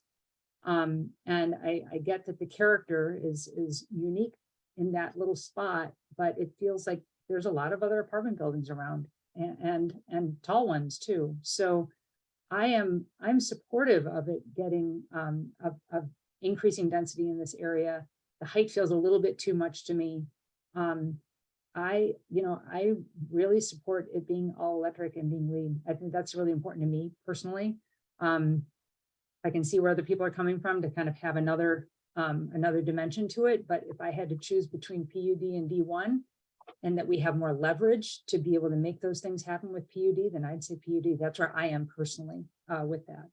So I think that's all I have. I guess the only other question that I would have for the developer is there any question about really being able to fill the retail space? It's a little, there's just been a lot of retail that has been struggling, and that is not in the commercial strip. And that feels like a great thing to have in the bottom there to enliven it. And that it's not just like the workout room and the lobby, and all that kind of thing, which is what most of them are. But I'm just wondering, do you have a commitment, from these people you talked about in your petition? Or do you have any kind of questions about the viability of truly having some sort of commercial venture in that bottom floor? I'll let Chris speak to that, because they've demonstrated the ability to do this over and over and over again. So Chris, maybe you could share how that's accomplished. Yes, that's that is a partnership that we've developed with what we would consider the best in the industry in the coffee trade. They bring a level of excellence and expertise that you're rarely seeing in many industries, let alone one so specific. We've managed a partnership with them to not only help them brand, but expand with us. And we're very excited to bring this into all of our developments. Just conversations about it today, it creates a sense and a place of community that not only evolve the users and the tenants, but it involves the public that tends to patronize the space. So no, we're not concerned about filling the space, and yes, we find it vital to introducing a project like this to the community. I'd be thrilled if you can get away with it. We've just seen other high rises that are in the downtown that have had a hard time, filling that space, that have a lot of density above them, so I just want to make sure you can fulfill on your promise there, I guess is what I'm asking. Commissioner Weich. I'll yield to Mr. Leonard or Commissioner Clark, and then I'll come back. I was just going to suggest that we do try to wrap up this conversation on this petition. I feel like the Planning Commission has given some feedback. We do have one other agenda item, and we still got quite a few members of the public for a second public comment.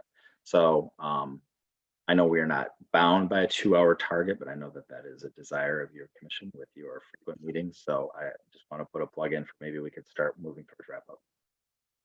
Yeah, thanks for the reminder. So Commissioner Clark, why don't you say your piece since you haven't had a chance yet?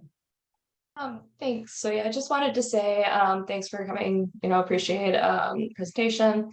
I don't have quite as much of an issue with the height. I just looked up University Towers is about 1,000 feet away and it's 18 floors. So I do think that given the redevelopment, South University Corridor, looking at the zoning we have in place today, to me, it makes sense with PUD since it doesn't fit their zoning category along with the other benefits, the electric, and I see the public benefit of having this house here and potentially slowing the rising rents for everybody. And so, yeah, I just wanted to voice that I'm support. I think it fits the context well. And yeah, thanks for coming out tonight. Okay, well, why don't we then wrap that up and move on to the comprehensive plan agenda item. Thank you. Thank you. Thank you all for coming.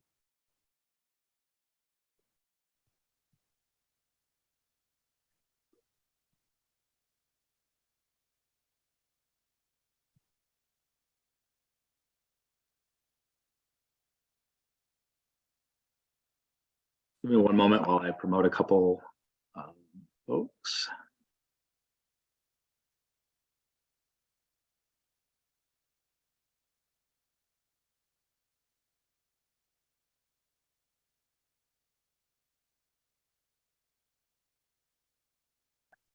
All right.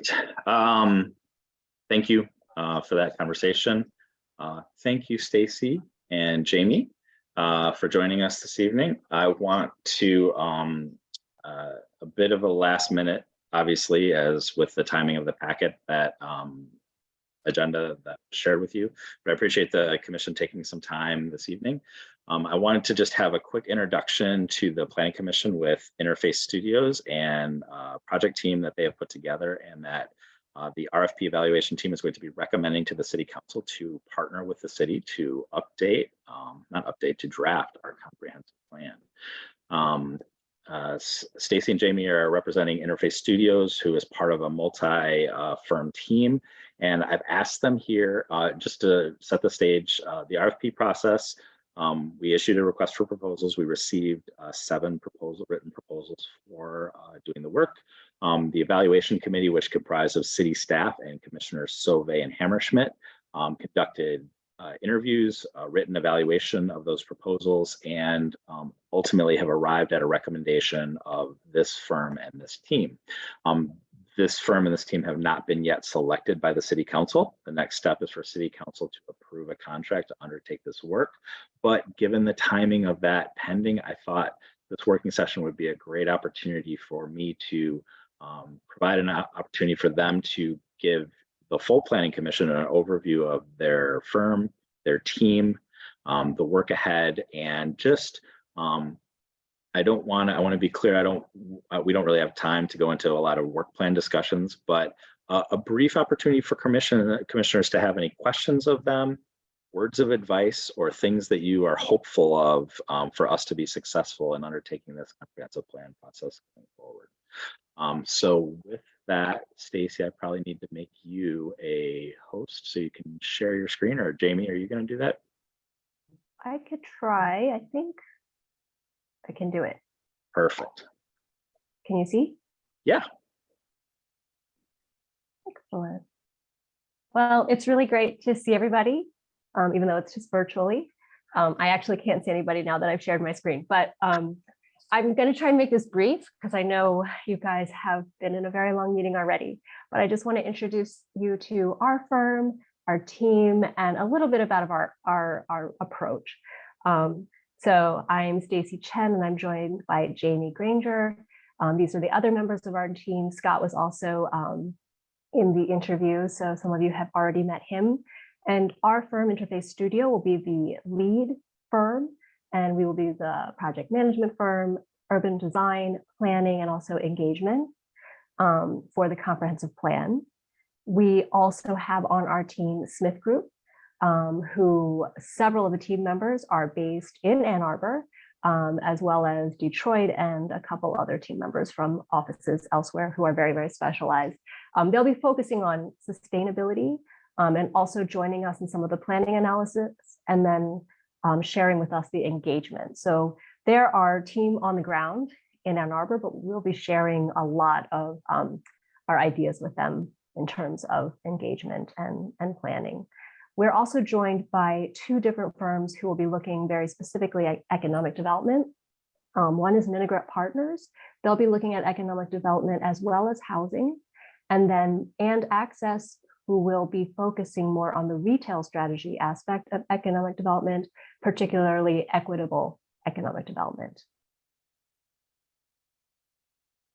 And all of us have extensive experience in comprehensive planning, as well as neighborhood planning, district planning, various types. We have also worked together as a team in various combinations. So we have a lot of experience working together and understanding our dynamics.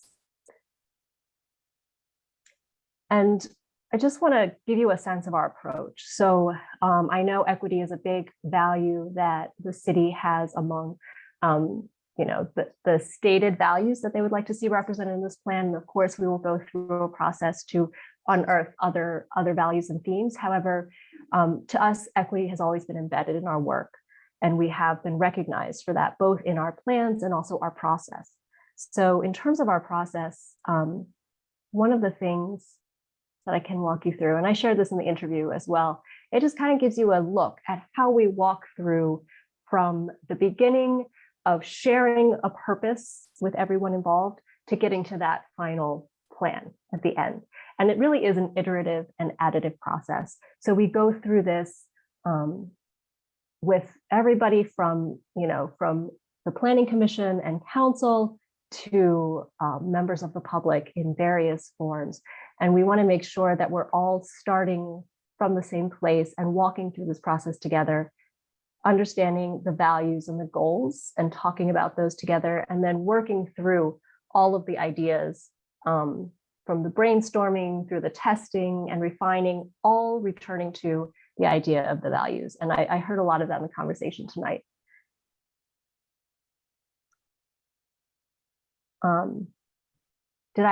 Were you able to hear me? Sorry, I was worried I might have froze. Okay. And the way we do this is by tailoring the engagement to the target audiences. And everybody has different needs, different time commitments. And we want to make sure that we are careful in the way we plan our engagement to meet those needs and to meet those people where they are. And so that will be one of the most important pieces of the early parts of the planning process, is to develop a plan that can reach various audiences. Another thing that we find very important in our process is to make it fun as well, wherever possible. And so we have developed a variety of tools and a variety of approaches that can be used in all sorts of ways, whether they're activities, open houses, which is something we have talked about in our scope. It might even be a storefront, takeover somewhere very visible, and also utilizing existing events, whether they're block parties, or in this case, this is a really fun Ciclovia event that we piggybacked on, but really trying to meet people where they are in the community. And also over the course of the pandemic, of course, we really have developed a much more robust set of online activities so that when we have, for instance, an open house, we can mirror those activities online as well for folks who can't make it out in person. I'd like to introduce Jamie from my team. Yeah, thanks, Stacey. So Stacey walked you a little bit through about how we value the public input in our process, but we also are going to pull on our team's collective experience working on a variety of different types of projects in different contexts. Comp plans can also often really be narrowly thought of as just land use plans, but it's really kind of this interconnected nature of things like housing and transportation, all of those things that really ultimately end up deciding the land use. So, we're going to draw from all of our experiences working on these particular types of projects. You can go to the next slide. We understand that thinking about some of this interconnectivity is can be challenging to think about and discuss. So we often try to take an approach that make things as easy to digest as possible, really from the way that we talk about things and the way that we graphically represent them. So this is an example from a project where we developed a series of comic books and strips, really to talk about the connectivity between housing costs and transportation and traffic, and really putting it in terms that people can really relate to, we've found to be most successful. You can go to the next slide. So all of that said, it will ultimately end up developing a planning document. We understand there's certain requirements often associated with comprehensive plans, but we also recognize that each place is different and we try to tailor the end product to that particular place. So sometimes that means a very large graphic heavy document. Other times it's something a little more accessible. So that's something that will really work with you all and will emerge throughout the process. So within that planning document, we'll talk about a series of strategies and a strong focus on implementation, both in the short term and long term. You know, this being a comprehensive plan, it's more long-term thinking and a longer time and planning horizon. So we won't necessarily be implementing short-term activation strategies. These are a few examples of things that we've done, like mobile music studios or pop-up parks, but it will really be drawing from our experience of implementing these things to ensure that Ann Arbor really has these structures and capacity in place for others to implement, you know, in years to come. But it's also thinking about really these long-term policy decisions that will impact Ann Arbor going forward. So this are a few examples from some work we did in a Pittsburgh neighborhood. You know, our plan really codified zoning changes and some major infrastructure improvements that now, years down the line, some of that stuff is being implemented through private sector housing development, all following the zoning that we codified that was adopted across the city. Things like district energy and a major bus rapid transit line that has received federal funding. So all of that stuff was within our plan that we developed with the community. So we really just wanted to end quickly on the overall plan schedule. So we envision this plan being an 18-month process. It's really broken up into 4 different segments. So for the rest of this year, there'll really be some getting started and onboarding, a lot of data collection and analysis. And then starting next year, really transition to take everything that we learned and to develop some visions and strategies and ultimately a plan document, completing everything in fall of 2024. There'll be touch points with the community and steering committees and working groups all along the way to really help us guide this process. So we, you know, thank you for taking time out of your busy agenda tonight, but we're looking forward to starting this project with you all. Thanks. Thanks, we're excited too. Should I stop sharing so that everybody can see each other? Yeah, that sounds great. Anybody have any immediate questions or things like that or comments or whatever that they'd like to share? Words of advice? I guess something that I would say is really figuring out how to get some input from people that would like to live here, but that don't. And that's tricky, I think. There's a lot of people I know in that category. And I think that that's an important voice to have at the table. Yeah, I mean, that's a good point. And something that we've done previously is working with either businesses or universities and working on surveys. So it's not necessarily people that are living but are working there, and it's, you know, one point of contact. But we can work with you all to see if there's other opportunities as well. Anybody else?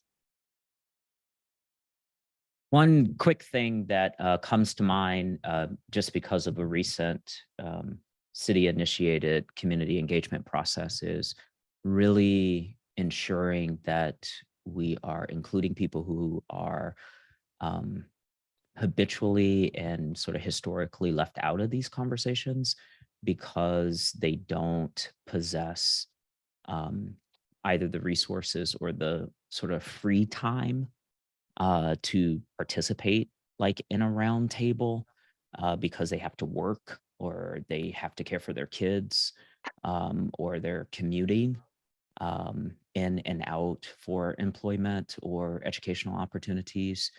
And it's a challenging thing, but I know there are people within the community who do this work and do it really, really well.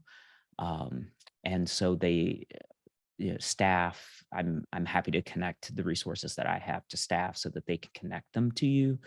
And then the other thing that comes to mind is this is a complicated process for a lot of people. And so how are you all, or just wanting to put onto the table, how do you invite people who may not already possess sort of pre-knowledge around how this process unfolds and what the implications are. So one thing that comes to mind is this is such a forward-looking document. It's like a 30-year horizon type of thing. It's not something we're going to pick up and then start to implement, but we'll be making changes over time. And so as you prepare those deliverables, I think it would just be helpful to help set expectations for people around how this unfolds over time and space, and that it does change. And then the other thing that I just consistently hear, and I don't know how you all address, is this is a very emotional engagement because it, for a lot of people, it's their investments for their retirement or for their kids. And so the way that I think about it is that we're not always being model citizens when we engage in these process. And so how do we unearth that to really create a just process? So like our city is economically segregated. And so we have like 2 Title I schools because of the economic segregation. And so it's built into the land. But a lot of people are not aware that that's how this has unfolded. And so, yeah, so those things are like at front of mind. They're in all of the conversations that I have with neighbors, as well as like some of our best spots in the city, like Carytown. People love Carytown, but our current zoning would not allow you to build it anywhere else. Actually, it wouldn't even allow you to build it in Carytown. So like, how do we unpack that for people so that they can understand that and see what decisions we need to make? So those are just some top of mind things. And I trust the planning commissioners who selected you, that they made every effort to make sure you were the best choice for our city. And we look forward to holding you accountable to that. Great. Thank you for that. And yes, we will absolutely want you to put us in touch with the folks who are doing great work. And we will, like I said, one of the most important things we're going to be doing in the early part of this is putting together a community engagement and communication plan that dives into all of these different target populations and community groups that are doing these types of things. And we also are, the scope that we propose, has some ideas as well on how we can really tap into some local knowledge. So we look forward to, really fleshing that out further. And that's also holding us accountable. By us, me and my colleagues and city staff and each of you. This is your ultimately product that you are going to author. And I would just say how fortunate we are, or unfortunate because of some weather events, that we have 2 working sessions this month. At next week's working session, we're actually going to hear an equitable engagement report from a committee that has been wrestling with some of these issues and trying to find recommendations and ideas about how the city can succeed in a lot of these facets of community engagement. So really timely. Commissioner Lee, did I see a hand? Yeah, just want to say welcome. Good luck with the city council. I really enjoyed your presentation. Also, Donna, your mic sounds excellent. I gotta say, I don't know if mine sounds nearly as good, but your mic sounds so good. I would say we're predominant, I certainly want to second the socioeconomic marginalization and inclusivity in process and outreach. The other thing, we're a collegiate town, 120,000 people with symbiosis and a very complicated symbiosis with the university. I know that they're also undertaking their own master plan pretty much simultaneously. So that's Sue Gott and you know, her planning division. So I think obviously getting inclusivity and working to unpack some of those dynamics with the university is also, you know, and having kind of, again, interactive land use plans that kind of marry with them. And then I think the idea is to try and simplify the access of our master planning or comprehensive plan. That we have 9 elements that have, you know, obviously varying ages. So how can we most efficiently make them accessible? I would say that was kind of one of the elements that we were going into, saying, how do you combine all these 9 different things? You can't just copy and paste, and a lot of them, you know, it's a very continuous document. So my recommendation as you guys go through this is interaction, obviously, and symbiosis with university and unpacking that relationship and their master plan or their comprehensive plan, as well as making this document, again, as accessible and understandable to the varying degrees of folks. I mean, this is a well-educated town, but also experiences regional socioeconomic stratification on a geospatial basis. So I wish my mic sounds as good as, I need to get a new mic, man. But I would say those are kind of the elements that, you know, I grapple with the folks, the consultants that are moving forward with this. And those would be my kind of recommendations, really working to unpack that dynamic and making these documents accessible to the layperson, especially given their cross-sectional like lag time with the different plans. So that would be, but welcome. I love the presentation, love the cartoon slides. Like they're very easy and engaging and awesome. So I love the kind of creative approach to making it fun. And I think that's awesome. So thank you. Commissioner Dish.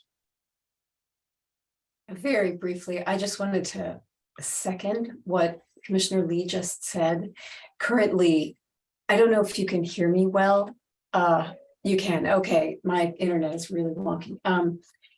Currently, our comprehensive plan is a sprawl. It's just a mass of, it's overwhelming. There are too many documents. There are inconsistencies among them. They are of varying ages, and so a comprehensive plan is really translating a city's principles into its regulations with respect to space and geography. And it's really important that it be easy to point to a piece of the plan and explain to residents, this is why we're doing this. Here's what we're achieving of the things that you want. This is how we're achieving them. And right now it's really difficult to do that. And it does, I think it means that some of our public discussions of these questions, as Commissioner Weich was saying, can get very heated very quickly because there doesn't feel like there's a common understanding of what we stand for and are trying to achieve. So I hope you can help us with that. Yes, sorry, this is turned off my video because I think I'm in and out a little bit.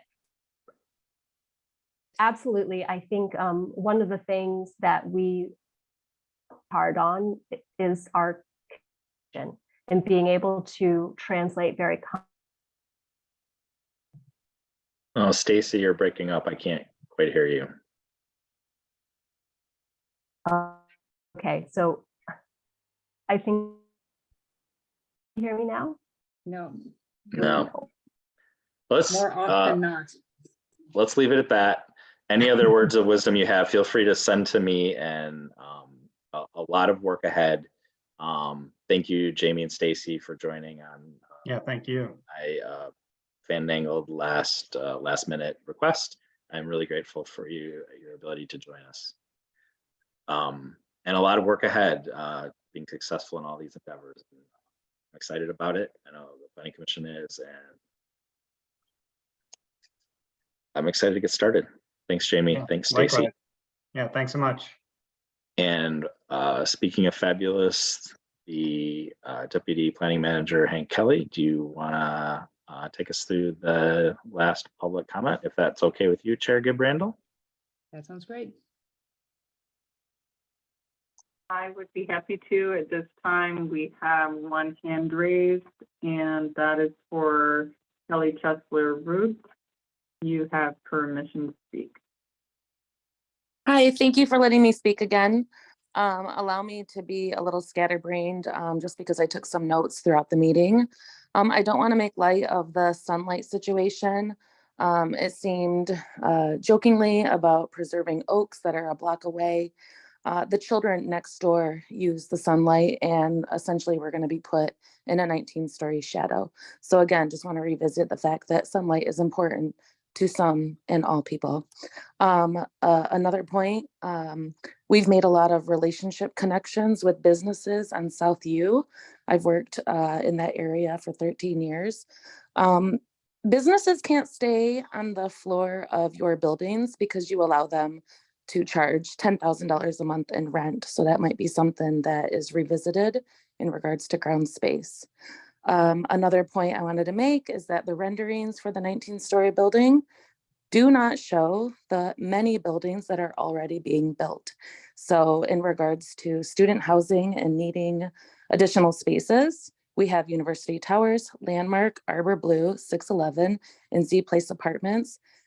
It's my understanding that there is a building that is projected to be built on the north side of South U and on the south side of South U, in addition to the ones that are being built around Pizza House currently. Those I don't think are in the renderings. So we do have many, many, many beds that are already being added to the South U landscaping. Another point I'd like to add is that we have not addressed once the construction effects on children. Next door, we've already had to abandon our playground multiple times due to the little construction that has taken place. Another point I'd like to add is that you guys are talking about reaching out to people who live or who work in the community that would like to live in the community. And you can reach out next door to the 30 to 40 teachers that work for the university that are unable to afford to live in the community that we work in and commute, some of them 30 minutes to an hour to get to work every day. And if you'd like to partner with a teacher in this process, we'd love to partner with you. Thank you very much. There are no more hands. Thank you for your comment. Okay, I think we can wrap up then and move on to adjournment, unless there's, do I see another hand up? There is someone just raised their hand. Oh, someone just raised their hand. I thought you said there were no more hands. Sorry about that. There weren't. You're a little fuzzy in your audio. Sorry about that. Our last speaker is Lisa Jevons.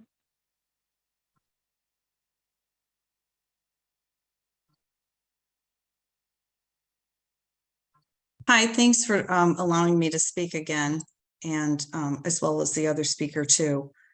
I would just like to remind the commission that the university has approved 3 new housing projects recently, one on Elbel Field, one north of it on the properties that Weiser is selling to the university. And this represents over 4,000 beds coming in. There's also been housing approved for North Campus. So I know I'm not alone in thinking that housing students should not be a priority for the city or for Planning Commission for that matter. And it's extremely disheartening to watch the city cater to builders of housing for wealthy out-of-state students time after time while ignoring its own tax-paying residents. When I first heard about these townhomes that were supposedly planned for this Church Street site, I was thrilled because I thought not only would the townhomes be appropriate and more attractive than what's there now, but that's the kind of housing that could also appeal to non-students or people like the teachers that this teacher just spoke about. That's what Ann Arbor said is it wants and needs.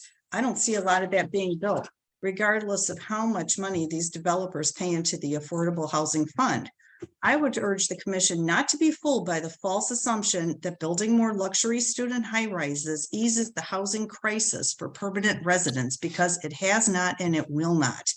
There is absolutely no proof of this over the last 15 years when the luxury student high rise trend took hold in Ann Arbor. More luxury student housing merely raises the value of the land. It also removes desirable walkable locations from the list of places where permanent residents could have potentially lived. Building luxury student towers does not lower rents. It never has. If you think it has, please show us the evidence. We would love to see it. And lastly, please do not set the precedent that our neighborhood zoning is optional and that the promise of a 19-story tower trumps everything. The city just upzoned several transit corridors so developers have ample chance to build housing towers there where it's already legal. Why not do that? It is very disheartening that a developer from Texas can come in and drastically alter our neighborhood like this with total disregard for our zoning laws and our residents' livability while sticking us with something we don't want and which won't help our housing situation at all. I want to remind you that this block was not made D1 for a reason. It's a step down area. Please leave it like that. Thank you. Thank you. No more hands. All righty, I think then that we can safely move on to adjournment. So we will see you all next week in person. Bye. Wait, what? Remote. Remote, oh my Work gosh, session. right.